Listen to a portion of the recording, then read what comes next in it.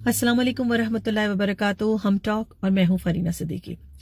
हम अपने घरों के बदलते हुए माहौल देख रहे हैं, अपने घरों के बदलते हुए हालात देख रहे हैं और अपने घरों की बदली हुई कदरें देख रहे हैं। और उसकी वजह है हमारे रवैयों का बदलाव और हमारे रवैयों का बदलना, हमारी वैल्यूज का चेंज हो जाना, हमारी प्रायोरिटीज यानी कि तरजीहात का बदल जाना। एज पेरेंट्स हम ये देखते हैं कि हम बिल्कुल अलग चीजों में मशगूल हैं। हम पार्टी कर रहे हैं, अपने बच्चों का फोकस नहीं है, बच्चों को सिर्फ एक बोझ समझ के हम ट्रीट कर रहे हैं और फिर हम उनको डिवाइसेस दे के समझते हैं कि वो बेबी सिटिंग का रोल प्ले कर सकते हैं।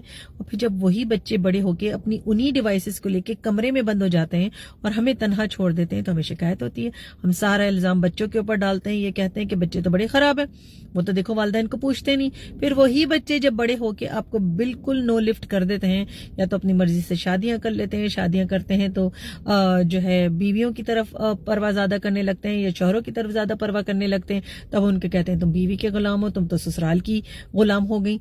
ये रवैया हमें बदलना होगा और आज से बदलना होगा।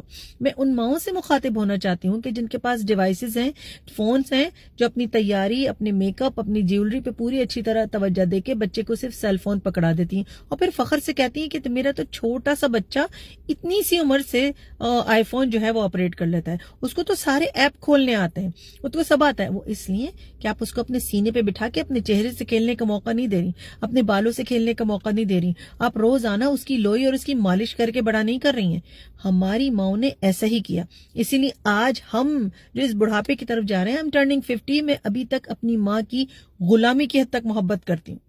मेरी वालदा अगर कुछ कह दें तो वो मेरे लिए पत्थर पे लकीर है। क्यों? इसलिए नहीं कि मैं सुपर वुमेन हूं, इसलिए नहीं कि मैं सबसे बेहतर औलाद हूं, नहीं, मेरी जनरेशन की सारी औलादें ऐसी थी क्योंकि उन माओं ने अपनी तवज्जो दी, उन माओं ने अपना वक्त दिया, उन माओं ने अपनी पूरी हर चीज को एक तरफ रख के हमारे पर तवज्जो दी। हमें फोन नहीं दे दिए, टीवी के आके बिठा के भूल नहीं जाती थी, वो सोशल बटरफ्लाई नहीं बनी हुई थी, वो ससुराल को भी देखती थी, वो मैके को भी देखती थी, वो रिश्ते नाते भी निभाती थी, हमारी तालीम पे भी तवज्जो देती थी, हमारे बनाने संवारने पे भी तवज्जो देती थी, हमारी सफाई के ऊपर भी तवज्जो देती थी और फिर हमारी कैरेक्टर डेवलपमेंट, जिसे कहना चाहिए किरदार को बिल्ड करने पे भी तवज्जो देती थी।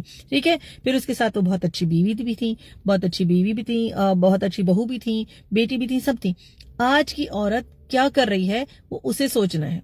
मैं सारी औरतों की बात नहीं कर रही हूँ, तो प्लीज कमेंट्स में ये ना लिखिए कि मैं किसी को स्प्रे पेंट कर रही हूँ या मैं ब्लैंकेट स्टेटमेंट दे रही हूँ। लेकिन बच्चों में जो खराबी हो रही है और बच्चे वालिदैन से लाताल्लुक हो रहे हैं, वो इसलिए कि हम अपना फर्ज भूल गए हैं। और जो माएँ अगर कुछ करती भी हैं तो वो सारा इल्जाम फिर वालिद पे डांट देती हैं, ये तो कुछ करते ही नहीं।